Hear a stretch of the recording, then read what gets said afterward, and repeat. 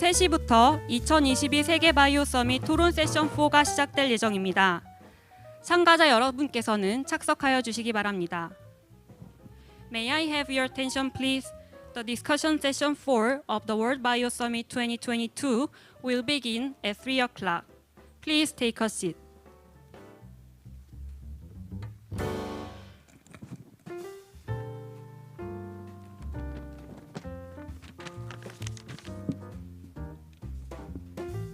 참가자분들께서는 마스크를 착용하여 주시고 휴대전화는 진동 모드로 전환해 주시면 감사하겠습니다.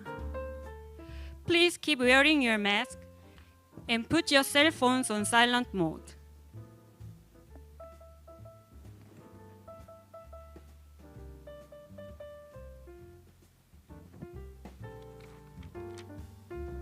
본 행사는 동시 통역이 제공됩니다. 한국어는 6번, 영어는 5번을 사용해 주시면 됩니다. Simultaneous interpretation services provided. Channel 6 for Korean and Channel 5 for English.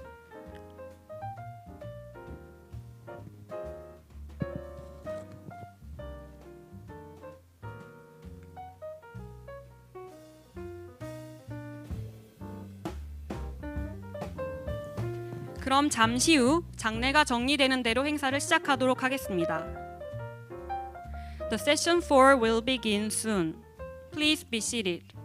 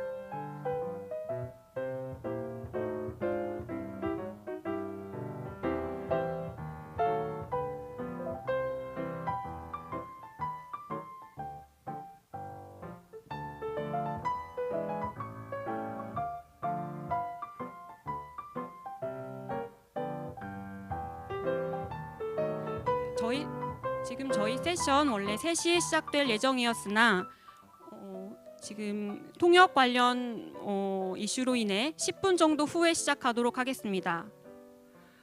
The session will begin in 10 minutes. Please wait.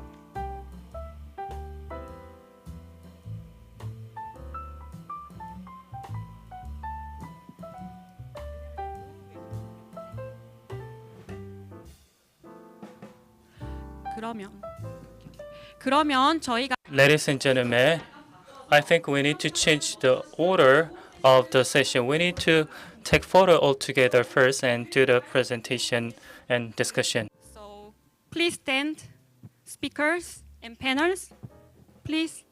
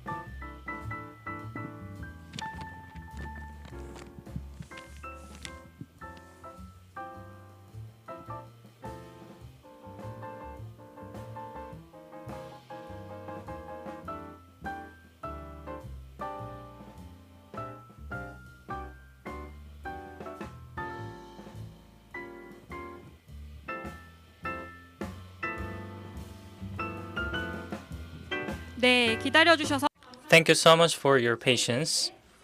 Let us begin the session. Before we begin the session, let me introduce the moderator, dear Humie Griego, the Deputy Director General. Please welcome with a big round of applause. Discussion session 4 will begin. Let me introduce Deputy Director General of IFPMA, Humie Griego, the moderator of this session.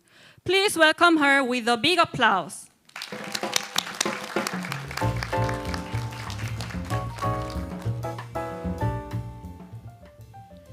Hello, good afternoon. It's wonderful to be here. I'm Deputy Director General and Chief Operating Officer at IFPMA, which stands for International Federation of Pharmaceutical Manufacturers and Associations. Based in Geneva, Switzerland, IFPMA represents the research-based biopharmaceutical companies in engaging with global health institutions like the WHO and Gavi. It's an honor to moderate this panel to discuss stabilizing global supply chain and raw materials, components, and equipment of vaccines at the World BioSummit. I would like to thank all of the speakers, the panel discussants, and all of the participants in person and also online for joining us today. In this session, we will hear from experts from a number of perspectives to share their experiences and discuss importance of strengthening partnerships to stabilize the global supply chain of raw materials for vaccine production. We will begin the session with presentations by 3 speakers, followed by a discussion with 4 additional panel members, and we will conclude with a question and answer session. In this session, I'll be wearing 2 hats, so in addition to being moderator, I have the privilege of beginning this session with my presentation.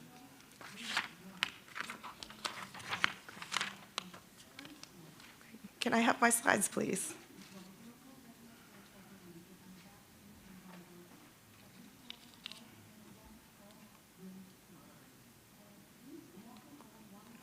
Thank you. So in my presentation, I would like to reflect on lessons learned for faster manufacturing scale-up and more equitable access for the perspective of the vaccine manufacturers. Actually, I'm sorry. I think I forgot the clicker.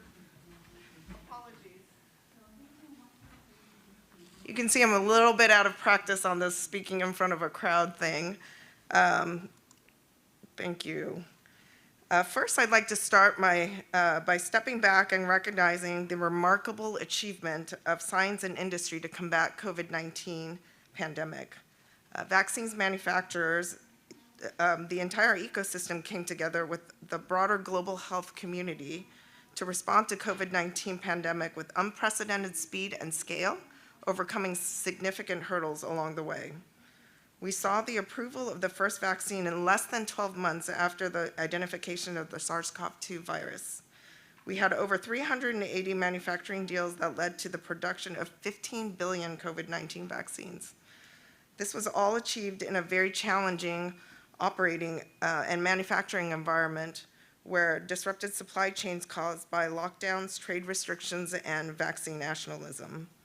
As illustrated in this quote by the CEO from Moderna, raw material access was a critical rate-determining step in efforts to scale up production.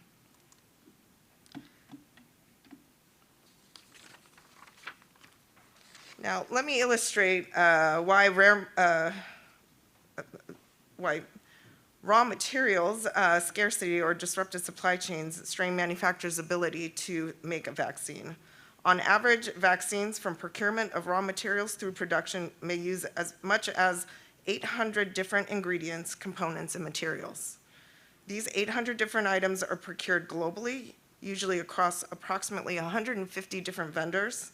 These materials that you see on the slide are custom, regulated, and often proprietary. They are not off-the-shelf items that can be easily sourced everywhere.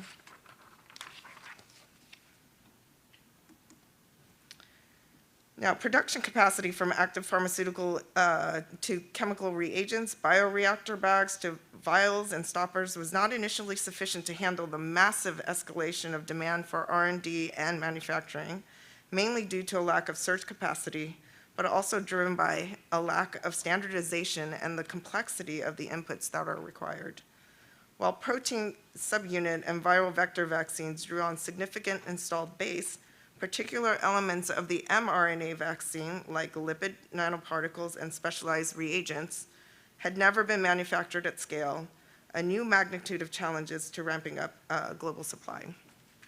Trade restrictions exacerbated scarcity and added significant burden and uncertainty for manufacturers planning for global manufacturing scale-up. Between January 2020 and early April 2021, countries took more than 260 actions banning or limiting the export of certain products for COVID-19 related reasons. More than 70 countries imposed export curbs on personal protective equipment and medical supplies. Capacity limitations were further aggravated by a tendency towards higher stock keeping to counter the above-mentioned uncertainties and trade barriers. Knock-on effects of input challenges for non-COVID-19 health products emerged as well. The introduction of new materials or components into a licensed manufacturing process took time and resources because it requires technical evaluation, data generation, and regulatory approvals. Yet the wide diversity of regulatory processes and expectations worldwide impeded improvements of manufacturing processes. This is also a challenge in non-pandemic situations. In this context, to address these challenges, COVAX, IFPMA, the DCVMN, the Developing Country Vaccines Manufacturers, and BIO co-convened the Global COVID-19 Vaccine Supply Chain and Manufacturing Summit, a multi-sectoral dialogue in March 2021 that identified a number of solutions to tackle the supply challenges. For example, COVAX Marketplace was created to improve the free flow of supplies through allocation and reallocation platforms.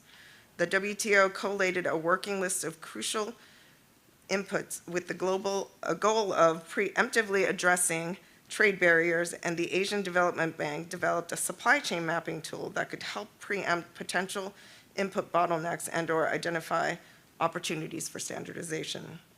Several regulatory agilities have been introduced to enable rapid increase in manufacturing capacity whilst ensuring quality of COVID-19 vaccines.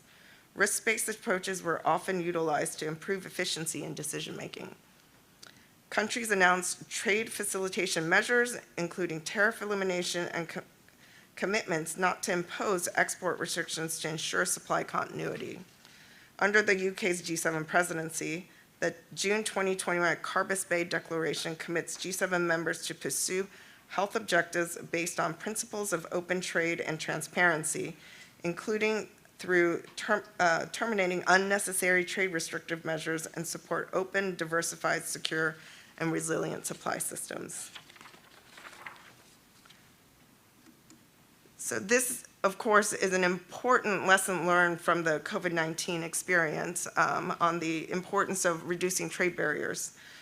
Other lessons learned that we highlight in a report include importance of pathogen sharing, innovation ecosystem, including strong IP that allows for the unprecedented manufacturing scale-up that we saw. And of course, as mentioned earlier, regulatory convergence and agility have been also important positive lessons. However, there are a number of negatives that we need to be aware of and improve on for the next pandemic. This is where we, building on lessons learned from the COVID-19 pandemic, the biopharmaceutical industry has tabled a proposal to reserve part of real-time production of vaccines, diagnostics, and treatments against future pandemics for high-risk populations in low-resource settings. We are pleased to share that our Berlin Declaration, as we call it, has the support of the biotech industry and the developing country vaccine manufacturers as well. We outline our support for collaborations, a geographically diverse sustainable manufacturing footprint, and mechanisms for rapidly scaling up supply in future pandemics. We agreed to build on existing manufacturing partnerships, business-to-business agreements set up in advance, ongoing capability development and voluntary licensing and/or early voluntary technology transfer where this facilitates rather than impedes scale-up and global supply. These efforts, though, rely on a strong innovation ecosystem, the removal of regulatory and trade barriers for export. Together, we call on G7 and G20 economies to work with the vaccine manufacturers to ensure that the world's most vulnerable populations gain access to vaccines at the beginning of the pandemic. Only through this kind of multi-sectoral partnership can we meet the challenges of manufacturing scale-up and equitable access to vaccination in future pandemics. Thank you very much.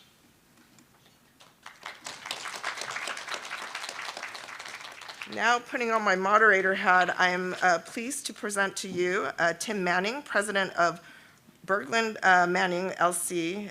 He is former U.S. National COVID-19 Supply Coordinator for the White House's COVID-19 response team.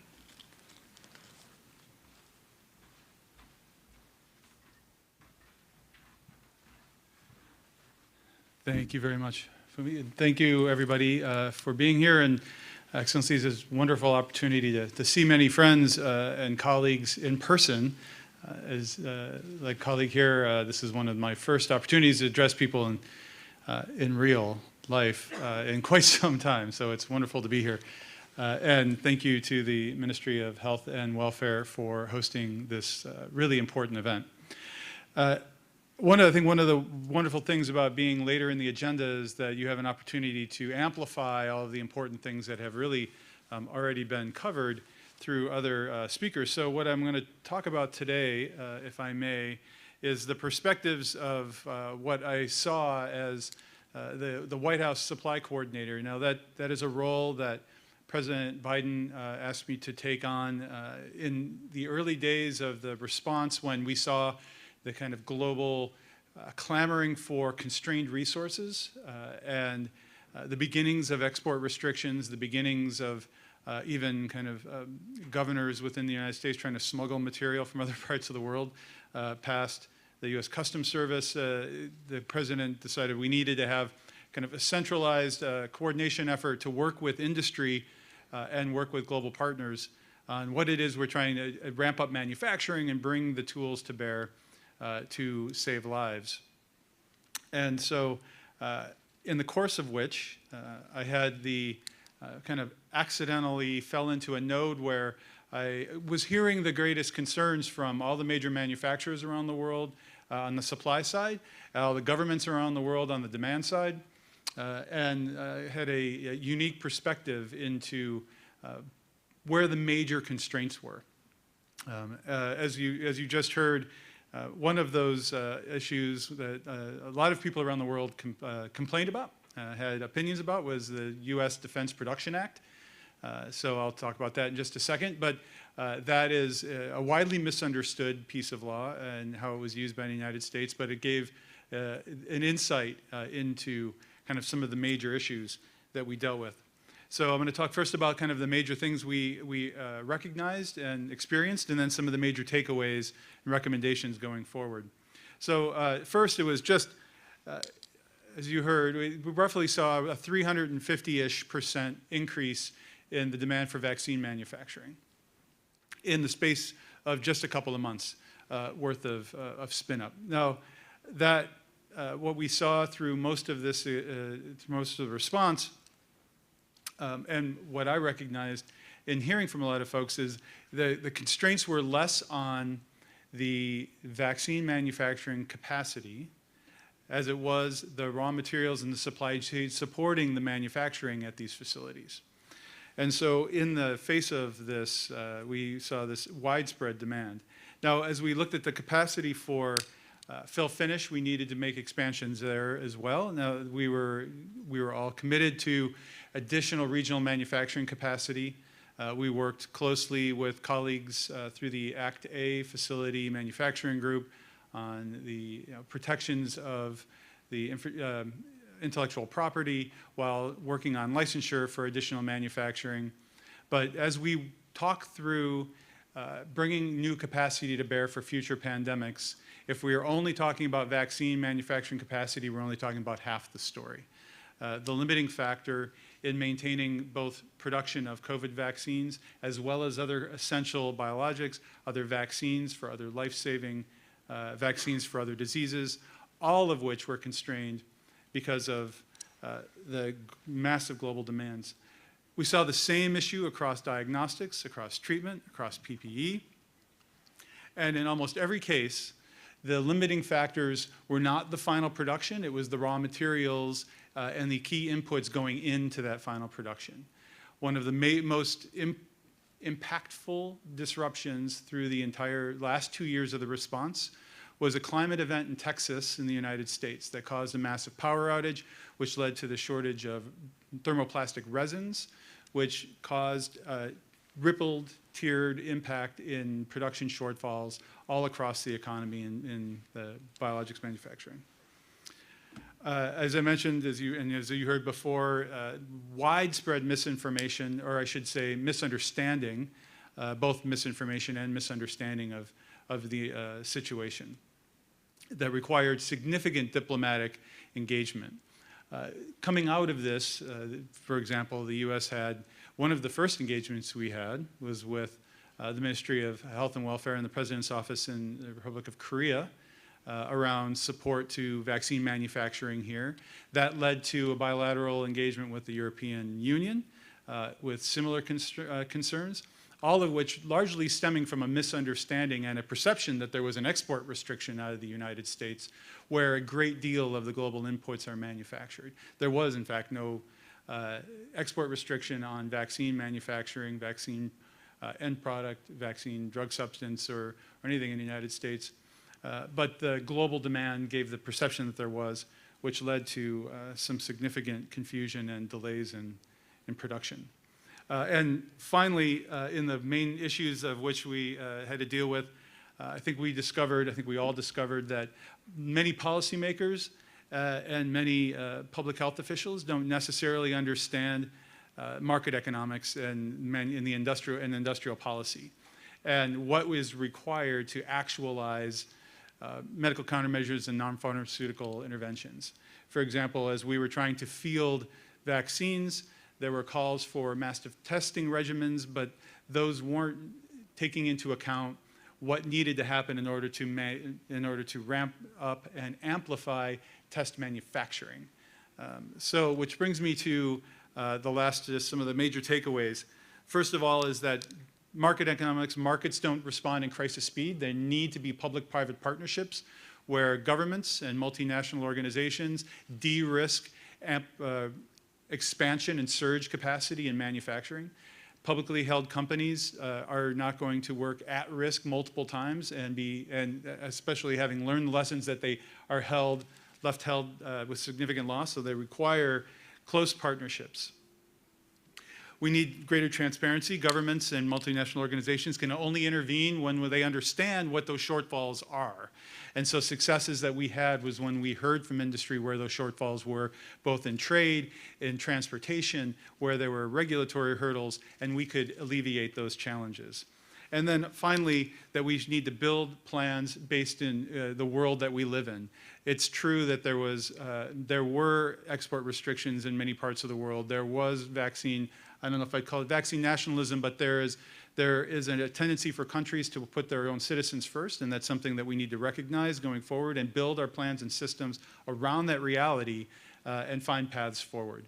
And then, so in conclusion, thank you for all the work you're doing, for the opportunity here, and I look forward to the rest of the panel discussion. Thank you.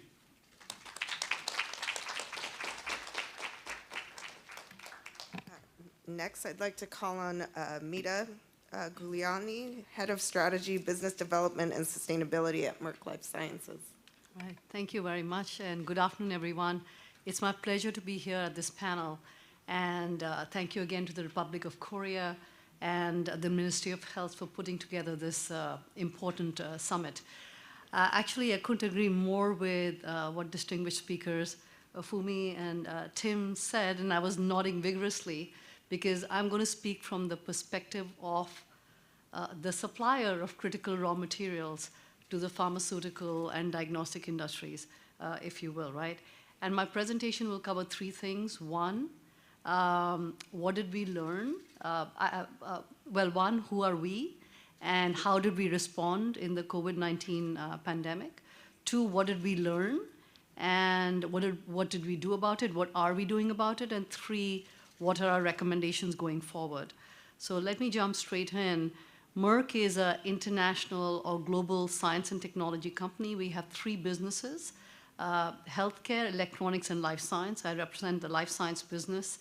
And we're actually the oldest pharma and chemical companies in the world. It's a family-owned company, 350 years old, and we make investment decisions for the long term.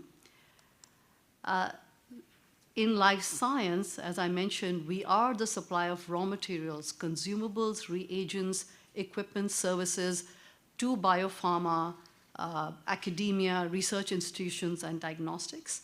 And we serve globally, actually, through a network of 55 manufacturing sites and 100 distribution centers. Our products are used in every stage of the manufacturing and clinical development to commercialization process, from the point of discovery of the molecule to when it's commercialized and launched.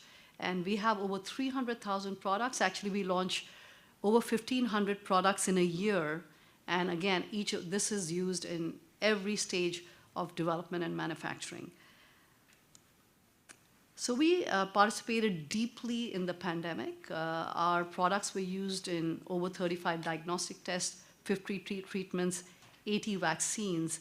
And to give you a sense of what it is, in your rapid test that many of you would have used at home, the film there is made of the lateral flow membrane that we have. Our filters were used to purify the products, to make the vaccine safe and effective for your use. And the mRNA vaccines used lipids from us, that was supplied from us, to encapsulate the vaccine and then deliver it safely throughout the human body.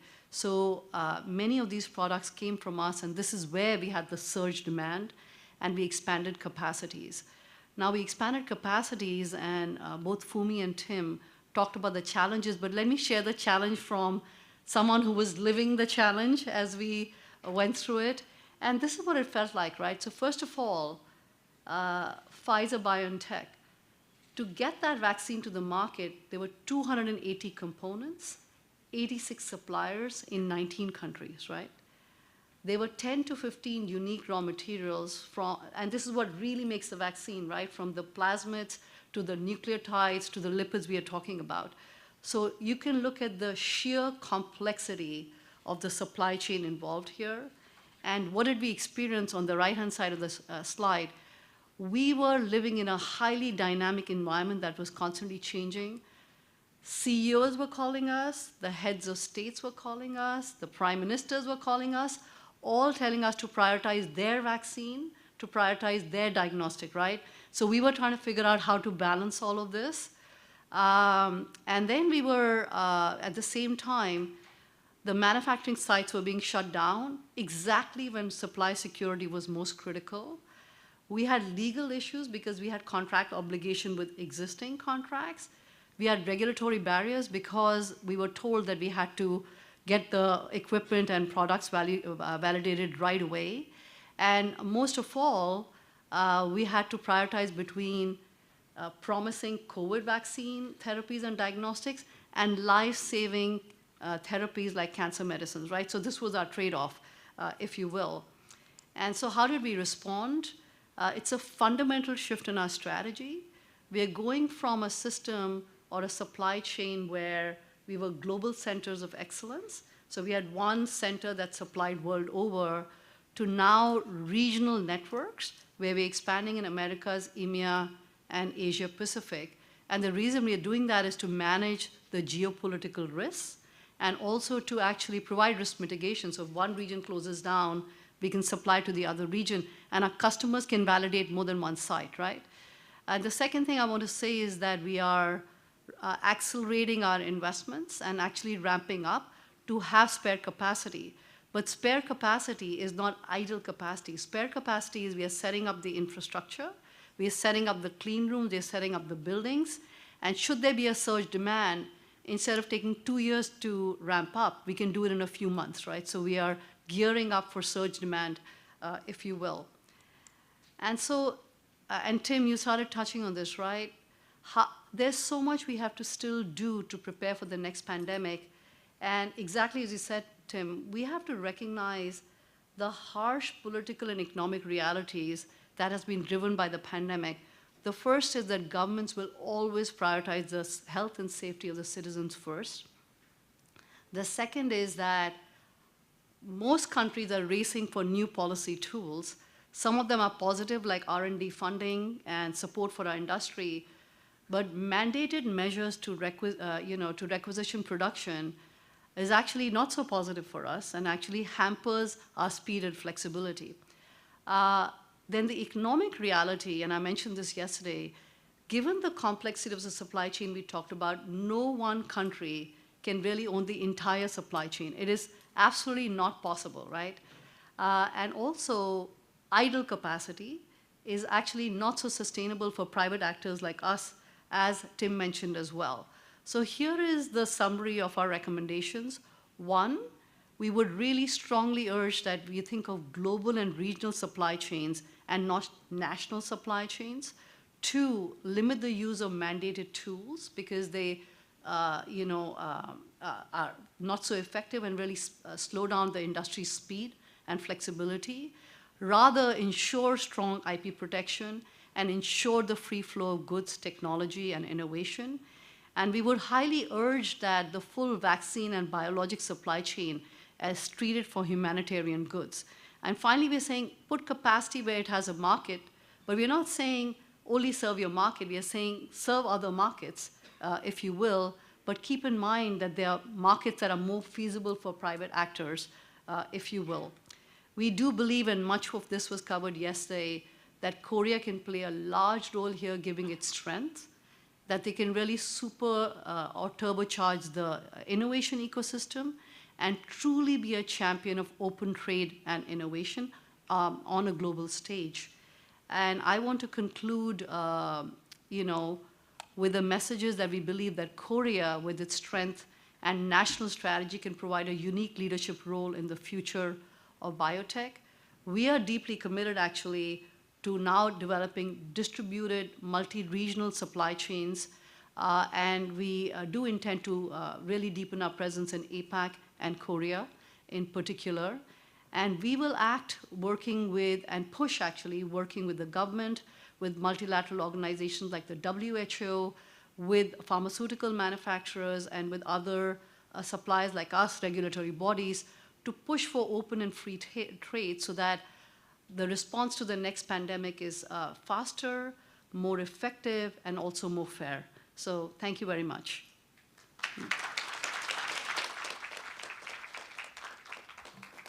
Great.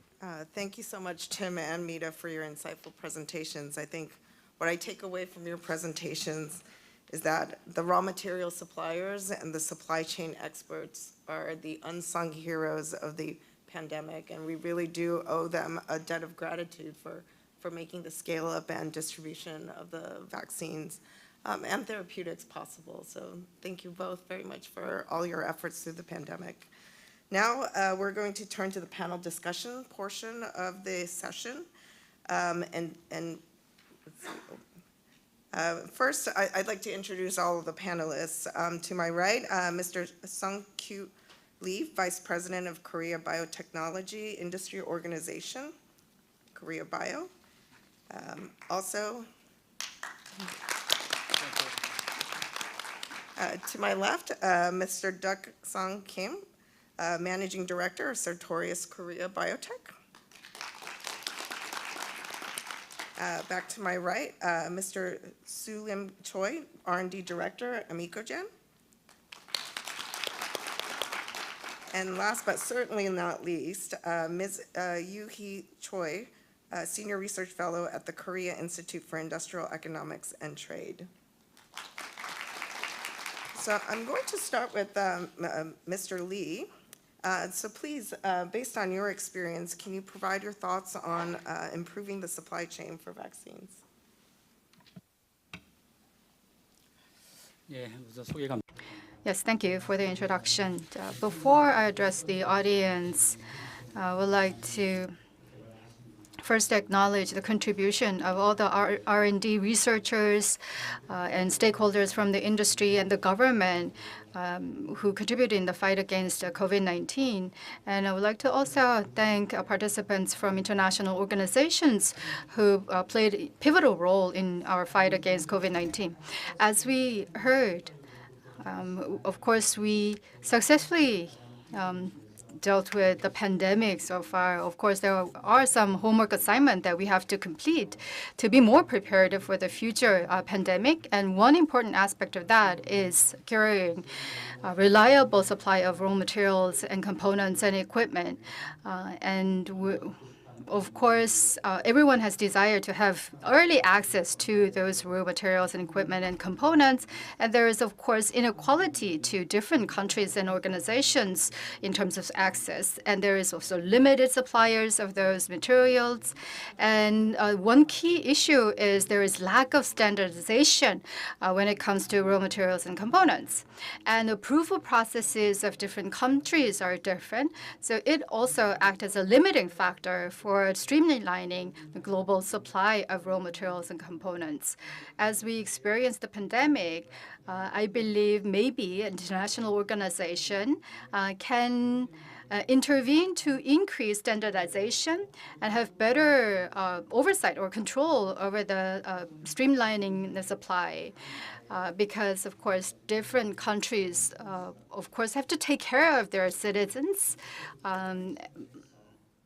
but an international organization can coordinate those national interests amongst different countries and present a bigger vision. So I want to present two different opinions. So international organizations like WTO and WHO has an important part to play. And second, there are also role government and private sector should play. So first, with international organizations, with WTO and WHO, there are roles. And first, we need to torn down unnecessary trade barriers, and that needs to be done by WTO. This has to do with exemption of tariff and streamlining and expediting customs clearance processes. So when there is a pandemic or a crisis situation, the customs clearance and expedited processes has to be there to provide what is absolutely needed at the faster clip. For vaccine, of course, in many countries, tariffs are exempted. So that allowed streamlined and very smooth supply.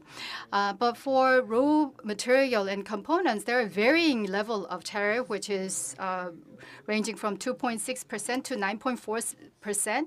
And HS codes are all different. So it's very difficult to standardize that. So maybe WHO and WTO can work together to present a standardized approach to all of these, and that is one important aspect of homework assignments we need to do.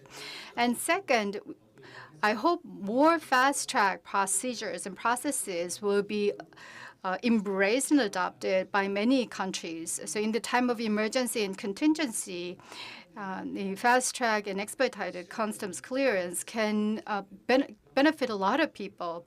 And this can be done by WTO at the international organization level. But as Merck mentioned, if all of these raw materials and components are part of the humanitarian goods list, more expedited procedures should be allowed so that more countries will have access to those goods and medicine supplies. Particularly in those countries where the supply chains are not sufficient. So expedited customs clearing for those humanitarian goods should to be looked at for the future readiness for next pandemic. The next part of my contribution here has to do with government and private sector role. So there needs to be more transparency. Of course, like Mr. Tim Manning mentioned, with raw material and vaccine, of course, you cannot escape taking care of national interest first. So domestic suppliers need to follow the government's mandate and their own national interest first. So that will impose a lot of obscurity and uncertainty for other countries who are waiting on supplies from that particular country. If we cannot really escape the fact of vaccine nationalism, at least there should be more transparent sharing of information and data so that people can respond early and people can have more certainty as to what to do. And the list of export control items and duration of those export control can be communicated more clearly and transparently to broader global community so that people can have more certainty as to what they can do and cannot do. And development of vaccine raw material and components can also benefit from marketplace by COVAX or CEPI's initiatives. So inside the market mechanism, we need to have diversification in terms of volumes, in terms of items, of course, in terms of fair and equitable access by different companies and different countries. This diversification of supply is absolutely necessary. Of course, this will be mentioned by other panelists. What we have experienced from pandemic, some of those were out of control of a certain country, certain stakeholder in the private sector. But an international organization can compose a SOP, a standard procedure, standardization, and that will give us more clarity as to what to do for the next pandemic. That's all. Thank you. Great. Thank you so much, Mr. Lee, for your contributions. I'm now going to turn to Mr. Kim to get his perspectives. 예, 저희 My company is quite younger than Merck, who is 150 years old. So we are a smaller global company. So the raw material, parts, and equipment, what about the characteristics of these three industries? When it comes to biologics or vaccines or the biologics should be, of course, approved by FDA, and that process is very strict. And because of this nature, in case of the emergency, it's not easy to find a replacement. Let's say that you use the product A continuously, and just because of the crisis, you cannot just switch to product B easily. So most of the companies from the development stage or before the clinical trials select all the parts, material suppliers, and stick with it. So from the perspective of supplier, despite the crisis, they cannot make a swift switch, or they cannot predict a crisis and prepare everything what could happen in the future. Traditionally, in case of my company, since we are working in the biosimilar or therapeutic industry, we realized that the vaccine market itself is quite stable more than the other industry. But suddenly, the COVID-19 broke out, and mRNA actually is a new modality and new technology.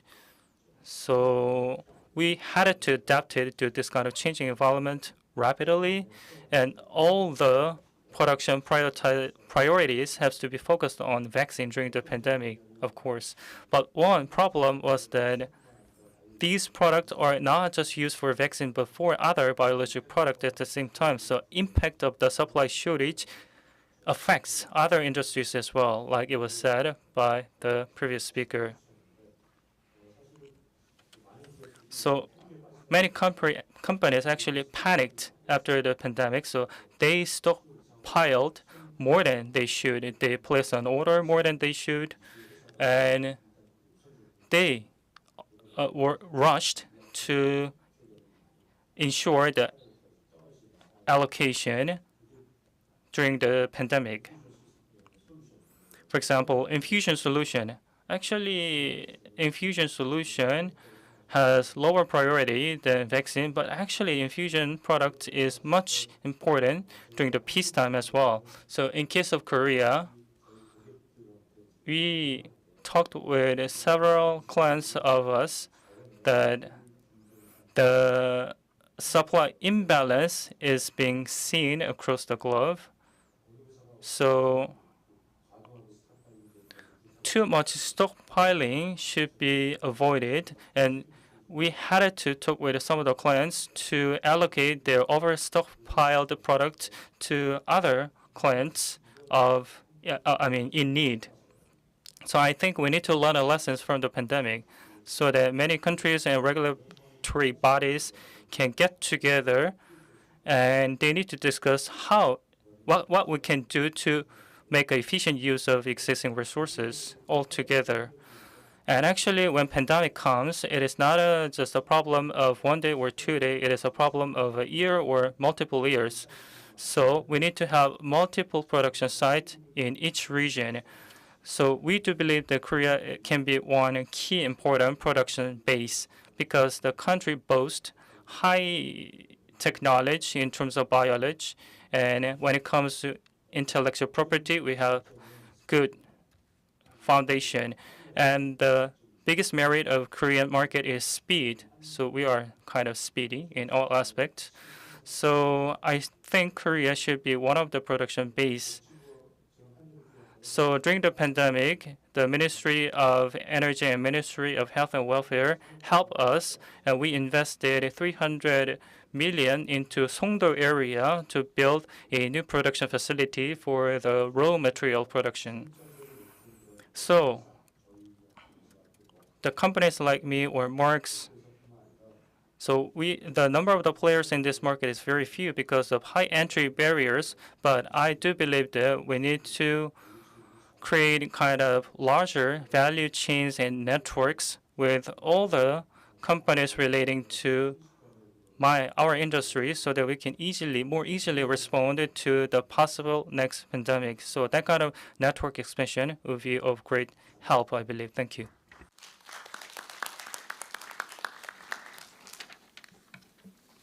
Thank you very much, Mr. Kim. I'm going to now turn to Mr. Choi for his perspectives. 예, 예, 감사합니다. 여러분도 잘 Yes, thank you. As you all know, due to COVID-19 pandemic, globally, biologics raw material shortage emerged. Of course, that was experienced by Korea without exception. And many of the biologics companies in Korea faced short supply of raw materials and components, and they couldn't continue with the normal production. And there are some Korean companies, although in its initial stage, who are working to develop and produce raw materials and components. So I had several meetings with those companies. But nonetheless, pharmaceutical companies have concerns. These latecomers are a little bit risky when they use raw materials from this newly established companies. When they are trying to have their products approved by regulators, will they be free from risks, regulatory risks? So they do have concerns when it comes to using products or raw materials from newcomers. So that erects huge barrier, market entry barrier to these new raw material providers or producers. So what I'd like to talk about here is we need to secure a diverse source of supply, and we need to build resilient supply system. So in order to achieve that, we need to have more players in the market. We need to have more newcomers joining the market, coming into the market, playing and competing on the level playing field. As they engage in competition, the market will become more developed and matured. So that's what I think. But nonetheless, from the architecture of the market itself, these latecomers are facing large entry barriers because first, the specifications or regulations for biologics are not standardized at the global level.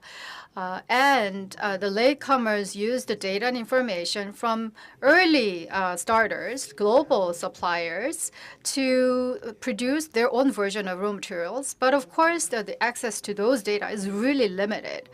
And second, biologics raw materials and components need to be produced in GMP facility that is on par with the finished goods.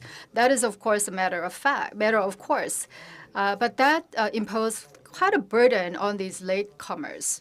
So because of these reasons, some companies will be more hesitant to enter into this new market. So limited data and financial burden of meeting with a high level of facility, maybe international organizations or different regulators can seek to have standardization in terms of specification and production guidelines. If that is made possible, more companies will be willing and capable of entering into this market. When those new players join this market, it will become more diverse and more stable in terms of supply. So that's all I have to say. Thank you. Great. Thank you so much, Mr. Choi. I'm going to now turn to Ms. Choi for her perspectives. 예, 감사합니다. 앞서 Thank you. Many speakers and panelist members already shared a lot, and I fully agreed with what you just said. So after the outbreak of COVID-19, we developed a vaccine very fast and successfully. I think we are getting closer to the end of pandemic, I believe. In order to prepare ourselves for the next possible pandemic, we need to build global cooperation network, and I believe this is something we all agree with. The new pandemic, when new pandemic comes, the biggest problem would be how to make a good supply of raw materials, and we need to prepare it in advance.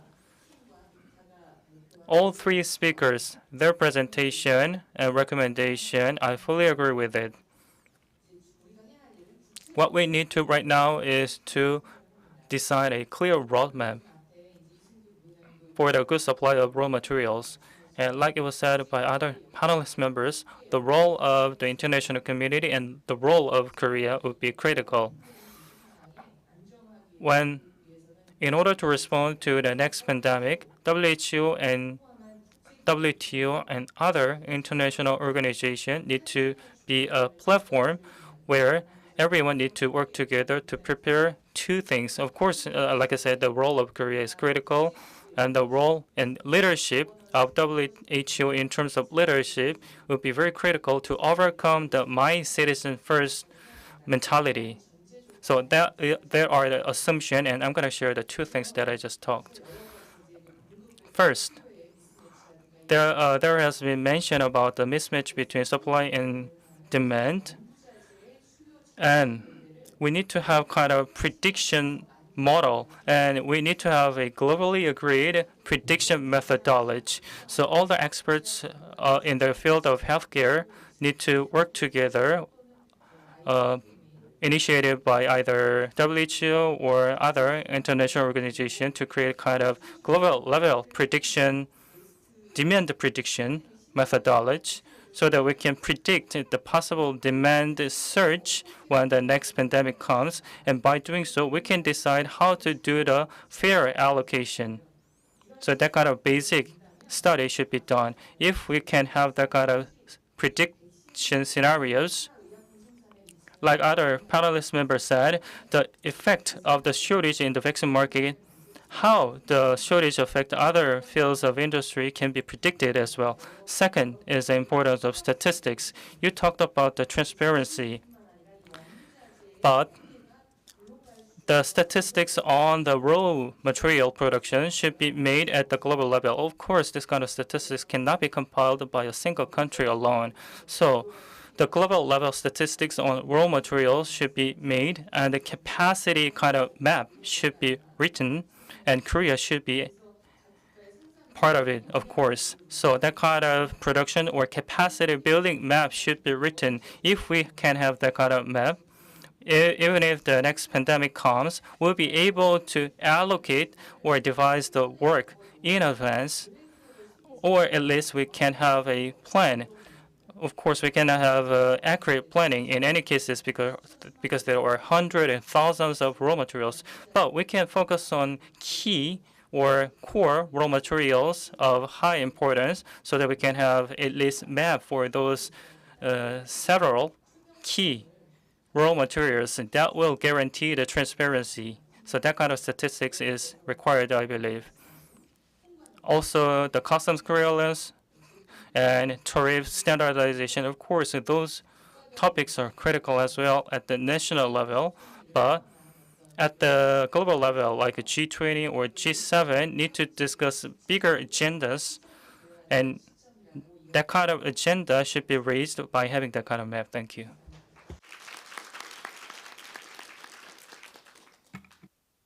Great. Thank you so much to all of our panelists. It's incredibly helpful to hear about the experience on the ground here in Korea, and some of your ideas on how to address the issue, both from a global perspective, from a perspective more locally as well. We do have, I think, time for question and answers. The event staff should have a microphone out there somewhere. So if you have any questions, please raise your hand. Yeah. Yes. Can I ask a question in Korean? Yes. I'm from Paida K. I'm Sung-ho Park. I'm going to ask a very realistic question, particularly to Mr. Tim Manning. So in mid-September, Biden administration executed administrative order for biologic industry. It is kind of an IRA for biologics and biomedical products, for biologics finished products, for also raw materials. There is a CMO and CDMO requirements that are quite difficult. So after a year or two, and another pandemic hits us, God forbid, of course.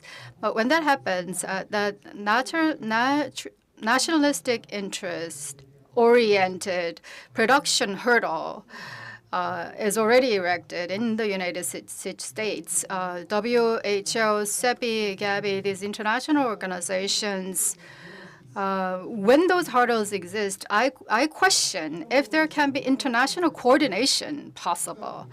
So with this situation, how many countries will be willing to take part in the global alliance, cooperate at the international level? So that is the very important issue for countries like us. So I don't know if you can offer an answer to that.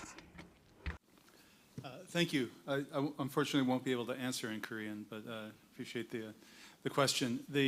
I believe the order that you mentioned was an executive order issued by the president around biomanufacturing last month. Now that was a directive that was in draft for some time, but I wasn't at the White House when he signed that. But what that order does in particular is direct the government, all of the agencies of the government, not just the health department, not just Department of Health and Human Services, but our research institutions, the FDA or Department of Defense, everybody, to catalog all of the activity that they do in support of biomanufacturing.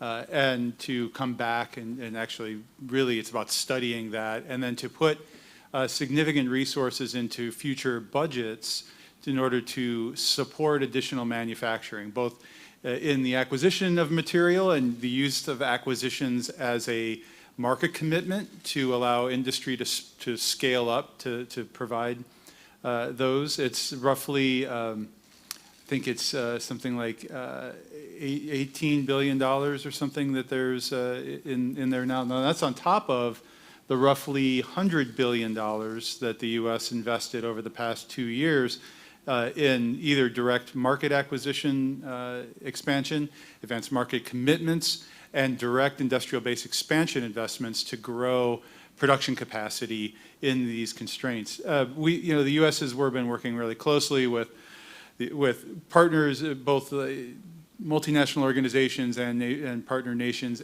around the world, and through our Development Finance Corporation, direct investments in industry in other parts of the world, the developing world in particular, all with an eye towards building additional capacity while working through the COVAX marketplace to support that initiative. And a further initiative, I understand now, the State Department is working with partners around the world in the kind of next generation of a potential marketplace for sharing constrained resources. I think all of it goes towards a global commitment to learn from the lessons, learn from the things that we've dealt with over the last 3 years, and make those long-term commitments to go forward. Now, I think we have a lot more work to do, and as we've all discussed, it's much broader than the narrow solution sets that we've traditionally looked at, but I think we all recognize the work we have ahead of us. Thank you so much. I know I'm looking at the organizers because we're right on time. I don't know if we're able to take one more question or if we need to wrap up.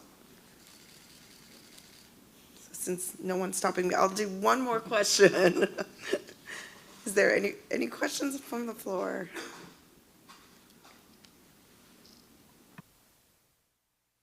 Thank you. Hello, everyone. Kaula from French Embassy. I have a question to Mrs. Choi. You talked, yes. Sorry. You talked about a prediction model. I really believe that it is needed. So for you, what would be the first steps for building such a model worldwide? 제 생각에는 I believe that WHO should be the centerpiece of the governance. So it should be initiated by the WHO so that we can kind of initiate a small model development project at the international institution level. Then experts around the world will join forces to develop the prediction model at the global scale. So that kind of things should be initiated by the international institution, I believe, first. Thank you very much. I think, unfortunately, we are out of time and need to wrap up the session, but I really want to thank the presenters as well as the panelists for their great contributions. I take away from this discussion a few important points. I think partnership. The public and private sector need to come together in order to address the supply chain issues. There's a need for global leadership, but recognize pragmatically that national interests will be at the forefront in a crisis. So finding that right balance and collaboration now in order to be prepared for those difficult conversations during a pandemic. And I really also liked what Mita said about no one country can own the entire value chain. I think that also underscores the importance of collaboration because we do need regional as well as international solutions. And this is, and last but not least, something a number of the discussants mentioned is the facilitation of trade, especially since we do need that collaboration across borders. Trade is a critical component of ensuring stability of the supply chain for raw materials in the future. So thank you again to all of you for your attention, and I hope you enjoyed this session as much as I did. Thank you.